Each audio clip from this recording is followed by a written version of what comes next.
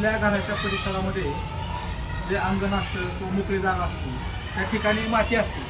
तुम्ही बघू शकता की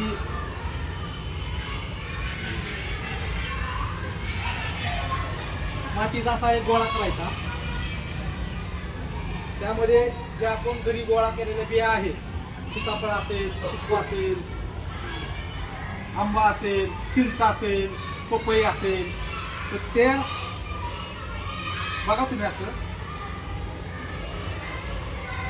आपण ह्या तिरडा आहे, तिरड्याच्या झाडाची बिया आहे.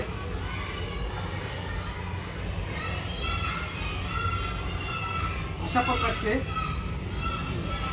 गोल गोळे तयार करायचे आहेत आणि आपल्या घराच्या परिसरामधील अंगण जे आहे, मोकळी जागा आहे, शाळेचा जो आवार आहे, परिसर आहे, त्यामध्ये हे गोळे आपल्याला लावायचे आहेत.